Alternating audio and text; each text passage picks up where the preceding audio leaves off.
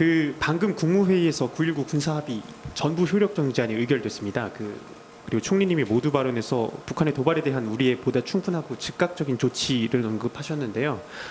전방훈련 같은 우리 군이 곧바로 취할 수 있는 군사적 조치들이 뭐가 있는지 궁금합니다. 그리고 가장 큰 관심은 대북 확성기 재개인데 지금 좀 구체적으로 어떻게 준비하고 있는 상태인지 궁금하고요. 또 마지막으로 또 이로 인해서 최전방 접경 지역 주민들의 불안감이 좀 커질 것 같습니다. 그래서 북한의 추가 도발이 예상되는데 우리 군의 대응 방침 설명 부탁드립니다.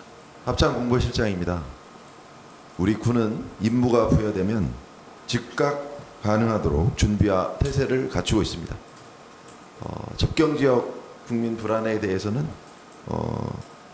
직강 끝 응징이 안전을 확보하는 것이라고 생각합니다. 9.19 군사합의 효력 정지로 좀 곧바로 취할 수 있는 조치들에 대해서 상세하게 설명 부탁드릴게요. 다양한 조치들이 있고 그것을 설명드리는 것은 부적절해 보입니다. 네, 혹시 합참에 관련 질문 있으십니까? 네, 저 TV조선 차동승입니다. 이 대북 확성기 얘기가 나와서요. 이게 군이 가지고 있는 게 여러 종류로 알고 있는데 군이 보유하고 있는 대북 확성기가 뭐가 있는지 설명 좀 부탁드립니다. 그 기종까지는 제가 알지 못하고요. 기존의 작전에서는 고정형으로 하는 방법과 이동형 차량에 부착해서 기동형 확성기를 운영하는 방법이 있었습니다. 한 가지만 더 여쭈면 2018년 그 합의 이후에 이게 어쨌든 대북 확성기라는 게 이제 철수가 되어서 군이 뭐 보관 중이신 건지 그 보관 중이라고 하면은 뭐 관련 부대는 부대 운영을 위해서 어떤 조치를 하고 하셨는지 뭐 사실 거의 필요가 없는 상태면은 예산이나 이런 것들이 집행이 안 됐을 수 있는 가능성이 있는데 뭐 관련 부대에서는 어떻게 관리를 해왔는지 좀 설명 부탁드립니다. 뭐 장비로서 관리하고 있고 정비 유지해 오고 있기 때문에 뭐 즉각 운영에 제한은 없습니다. 말씀하신 그 기동형이라고 하는 거는 차량으로 되어 있는 거일 텐데 그거는 네. 원하는 위치에 바로 갖다 놓으면은 실행이 가능한 건가요? 고정형하고의 차이점을 좀 설명해 주실까요? 도로가 있는 곳에 가서 뭐 즉각 운영할 수 있고 그 스피커를 좀 더 이렇게 올려서 그렇게 탑자 형태로 생긴 걸로 합니다.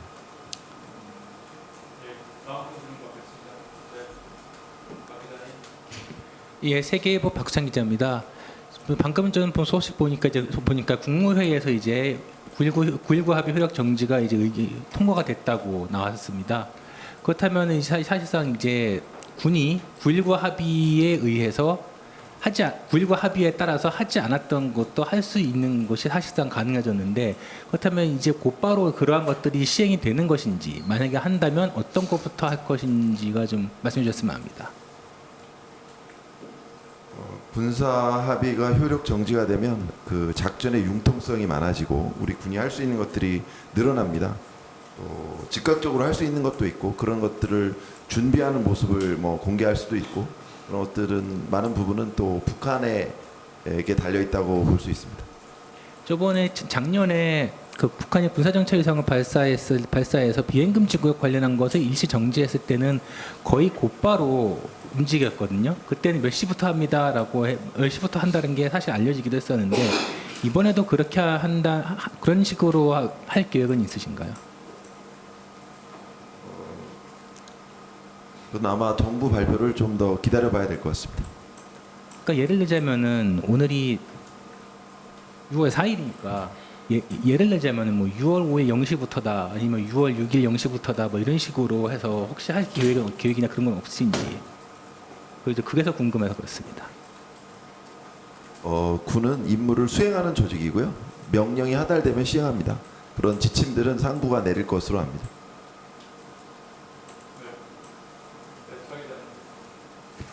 네, 저 TV조선 차정승이고 한 가지만 더 좀 여쭈면 비슷한 질의이긴 한데요. 그 대북 확성기 이 사업이 사실 그 감사원 감사 이후에 뭐 가천거리 성능이 미달된 걸 도입했다 이런 결론이 나온 걸로 제가 알고 있습니다. 그런데 그럼 그 이후에 그러면 우리 갖고 있는 대북 확성기에 대한 성능 개량 사업을 진행하시거나 아니면은 추가로 가천거리가 확보된 것들을 도입한 적이 있는지 여쭙겠습니다. 성능은 유지되고 있는 것으로 아는데 시간이 좀 지나서 그런 것들은 또 다시 구매하거나 업그레이드할 필요는 있을 수 있습니다. 또 추가적으로 구매한 장비들이 있는지는 한번 확인해 보겠습니다. 네, MBN 권용범 기자입니다. 그 대북 확성기 관련해서 추가 질문인데요. 일단 대북 확성기를 가동하려면 고정식이든 이동식이든 좀 어떤 조건들이 필요한지 좀 구체적으로 설명 부탁드리고요. 그리고 뭐 뉴스나 날씨, 뭐 한국가요 같은 거를 주로 틀어왔는데 이번에 확성기가 재개된다면 좀 어떤 내용들을 방송할 구상이신지도 궁금합니다. 고정식 확성기는 전원을 연결해야 되고 고정을 시키는 작업이 몇 시간에서 며칠 정도 소요됩니다. 그런 사전 작업이 필요하고요. 이동형 확성기는 바로 작전을 시행할 수 있습니다. 트는 확성기 안의 내용에 대해서는 제가 지금은 알고 있지 않은데 확인해 보겠습니다.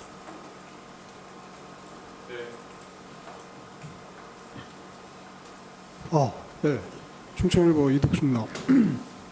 지금 북한이 그 쓰레기 살포 도발을 했는데 거기에 대해서 이제 우리는 그 확성기 방송으로다가 대응을 하는 방안 같은데요.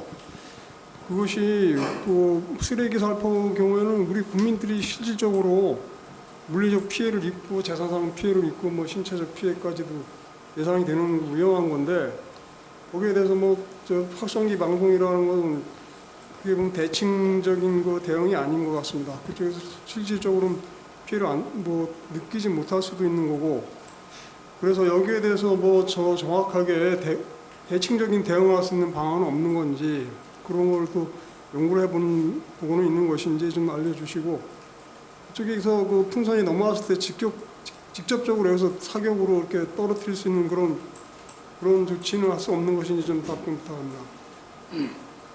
북한이 쓰레기를 버린다고 해서 저희도 쓰레기를 버릴 수는 없습니다. 그것은 쓰레기 범죄행위고 버리라는 게 아니고 비대칭적이라는 얘기죠. 그게. 국가가 피해가 대응하는 데는 큰 데 또 비해서. 국가의 품격이 있습니다. 저희는 그에 맞게 행동하고 있고요. 쓰레기가 날아오는 오물 풍선을 그 격추해서 떨어뜨리는 것은 2차적인 피해가 있고 또 그 탄이 또 다른 곳으로 갈 경우에 다른 피해가 있을 수 있기 때문에 안전하게 떨어진 다음에 수거하는 것을 저희는 지침으로 하고 아니, 있습니다. 쓰레기가 지금 안전하게 썰어진다는 게 좀 말이 안 되고 지금 피해가 많이 일어나고 있잖아요. 이걸 못 넘어오게끔 막는 게 적극적인 대응이지 거기도 확성기 방송하는 게 제대로 된 대응이냐 이런 얘기죠. 상공 2km나 3km에서 10km에 10kg의 물체가 떨어지게 되면 더 큰 피해가 있을 수 있습니다.